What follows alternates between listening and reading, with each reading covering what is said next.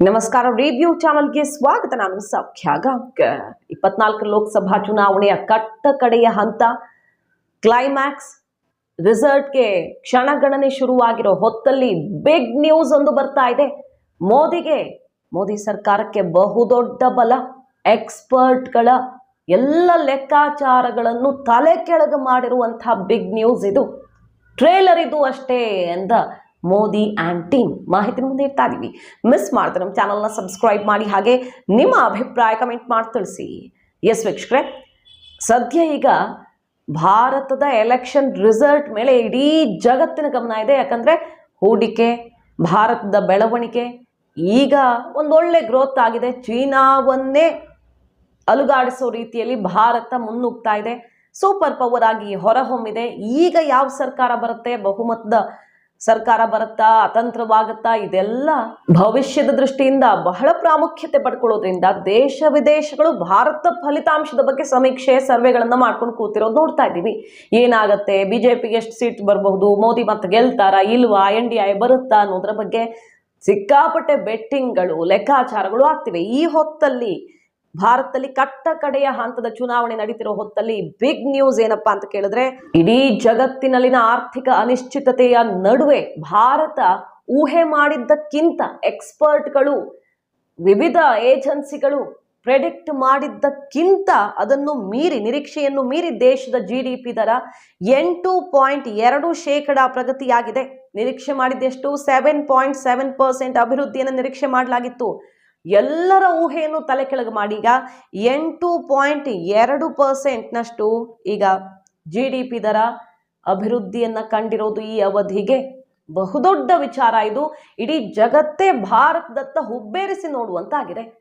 China ಕೂಡ ಕಂಗಾಲಾಗಿದೆ ಭಾರತದ ಈ ವೇಗವನ್ನ ನೋಡಿ.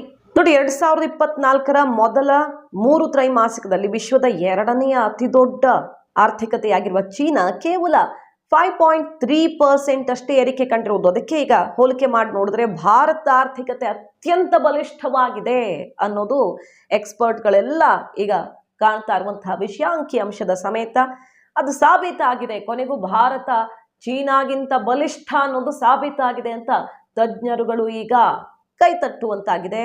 ಯುದ್ಧ ಮತ್ತು ಕರೋನಾದ ನಂತರ ವಿಶ್ವದ ಆರ್ಥಿಕತೆ ಮಂದಗತಿಯಲ್ಲೇ ಇದೆ.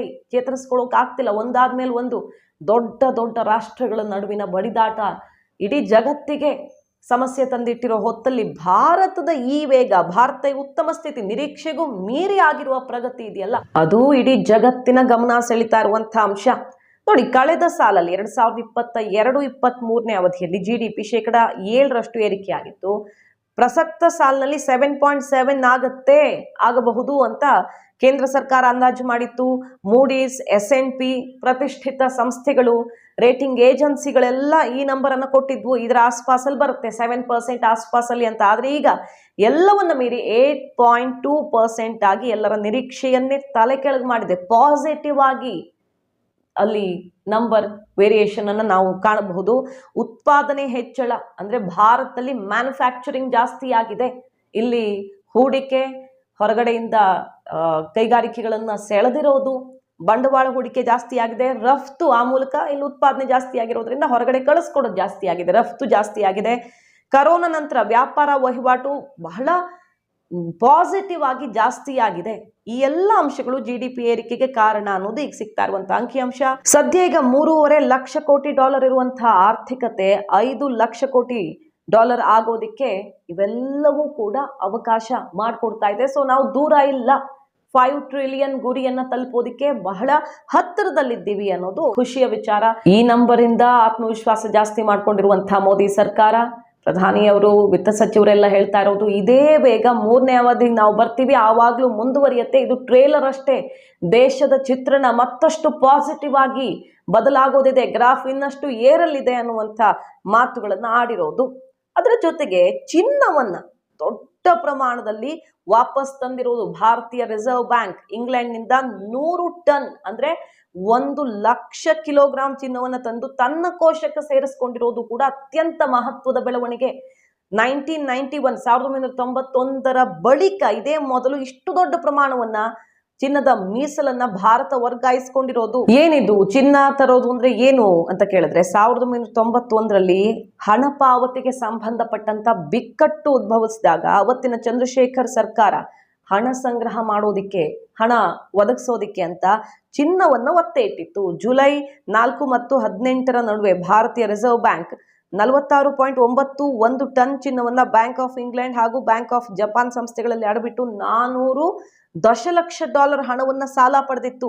ಭಾರತ ಅಂತಲ್ಲ, ಬಹುತೇಕ ದೇಶಗಳು ಬ್ಯಾಂಕ್ ಆಫ್ ಇಂಗ್ಲೆಂಡ್ ಅಥವಾ ಬೇರೆ ಯಾವ್ದಾದ್ರು ರೀತಿ ವಿದೇಶ ಬ್ಯಾಂಕ್ಗಳಲ್ಲಿ ತಮ್ಮ ಚಿನ್ನವನ್ನ ಈ ರೀತಿ ಮೀಸಲಾಗಿಡ್ತಾರೆ. ಇದಕ್ಕೆ ಪ್ರತಿಯಾಗಿ ಶುಲ್ಕವನ್ನ ಪಾವತಿ ಮಾಡ್ತಾನೆ ಇರ್ಬೇಕಾಗತ್ತೆ. ಆದ್ರೆ ಈಗ ಭಾರತ ತನ್ನದೇ ಕೋಶದಲ್ಲಿ ಈಗ ಚಿನ್ನವನ್ನ ಮೀಸಲಾಗಿ ಇಡೋದ್ರಿಂದ ಆ ಶುಲ್ಕ ಕಟ್ಟುವಂಥದ್ದು ಉಳಿಯತ್ತೆ. 1991ರಲ್ಲಿ ಭಾರತದಲ್ಲಿ ಆರ್ಥಿಕ ಬಿಕ್ಕಟ್ಟು ಉದ್ಭವಿಸಿದಾಗ ರಾತ್ರೋರಾತ್ರಿ ಚಿನ್ನವನ್ನ ವಿದೇಶಕ್ಕೆ ಸಾಗಿಸುವಂತಹ ಪರಿಸ್ಥಿತಿ ಒದಗಿ ಬಂದಿತ್ತು. ಈಗ ಇದೇ ಮೊದಲ ಬಾರಿಗೆ ವಿದೇಶದಿಂದ ಚಿನ್ನದ ಮೀಸಲನ್ನ ಇಷ್ಟು ದೊಡ್ಡ ಪ್ರಮಾಣದಲ್ಲಿ ವಾಪಸ್ ತಂದಿರೋದು ಕೂಡ ದೊಡ್ಡದೊಂದು ಬೆಳವಣಿಗೆ. ಇದರ ನಡುವೆ S&P ಗ್ಲೋಬಲ್ ರೇಟಿಂಗ್ ಏಜೆನ್ಸಿಯ ರೇಟಿಂಗ್ಸ್ ಕೂಡ ಹೊರಗೆ ಬಿದ್ದಿದೆ. ಎಷ್ಟೋ ವರ್ಷಗಳ ಬಳಿಕ 14 ವರ್ಷಗಳ ಬಳಿಕ ಭಾರತದ ಆರ್ಥಿಕ ಮುನ್ನೋಟದ ರೇಟಿಂಗ್ಸ್ ಅನ್ನ ಧನಾತ್ಮಕ ಅಂತ ಅಂದ್ರೆ ಪಾಸಿಟಿವ್ ಅಂತ ಕೊಡ್ತಾ ಇರೋದು. ಅದರಲ್ಲಿ ಮುಂಚೆ ಎಲ್ಲ ಬಹಳಷ್ಟು ವರ್ಷಗಳಿಂದ ಏನಂತ ಇತ್ತು, BBB ಮೈನಸ್ ನಕಾರಾತ್ಮಕ ರೇಟಿಂಗ್ಸ್ ಅನ್ನ ಕೊಟ್ಕೊಂಡು ಬರ್ಲಾಗ್ತಿತ್ತು. 2010ರಲ್ಲಿ ಅದನ್ನ ಪರಿಷ್ಕರಣೆ ಮಾಡಿ A3 ಅಂದ್ರೆ ಸ್ಥಿರ ಅನ್ನೋ ರೇಟಿಂಗ್ಸ್ ಅನ್ನ ಕೊಡ್ಲಾಗಿತ್ತು. ಈಗ ಧನಾತ್ಮಕ ರೇಟಿಂಗ್ಸ್ ಅನ್ನ 14 ವರ್ಷಗಳ ಬಳಿಕ ಕೊಟ್ಟಿರೋದು ಭಾರತ ಬಹಳ ಉತ್ತಮ ಸ್ಥಿತಿಯಲ್ಲಿದೆ ಅನ್ನುವಂಥ ವಿವರಣೆಯನ್ನ ಕೊಡ್ತಾ ಇದೆ S&P. ಕೇಂದ್ರ ಸರ್ಕಾರದ ವಿತ್ತೀಯ ನಿರ್ವಹಣೆಗೆ ಮೆಚ್ಚುಗೆ ವ್ಯಕ್ತವಾಗಿದೆ. ಈ ರಿಪೋರ್ಟ್ ಅಲ್ಲಿ ಕಳೆದ 5 ವರ್ಷಗಳ ಅವಧಿಯಲ್ಲಿನ ಆರ್ಥಿಕತೆ ಬೆಳವಣಿಗೆ, ಸಾರ್ವಜನಿಕ ವೆಚ್ಚ ಅಂದ್ರೆ ನಾವು ಜನಸಾಮಾನ್ಯರು ಮಾಡುವಂತಹ ವೆಚ್ಚದಲ್ಲಿನ ಸುಧಾರಣೆ, ಕೇಂದ್ರದಲ್ಲಿ ಅಧಿಕಾರಕ್ಕೆ ಬರುವ ಹೊಸ ಸರ್ಕಾರವೂ ಕೂಡ ಹಣಕಾಸು ನೀತಿ ಮತ್ತು ಸುಧಾರಣೆ ಕಾಯ್ದುಕೊಳ್ಳಲಿದೆ ಅನ್ನುವ ಭರವಸೆಯೊಂದಿಗೆ ರೇಟಿಂಗ್ಸ್ ನಲ್ಲಿ ಈಗ ಬದಲಾವಣೆ ಮಾಡಲಾಗಿದೆ ಅಂತ ರಿಪೋರ್ಟ್ ಆಗಿರೋದು.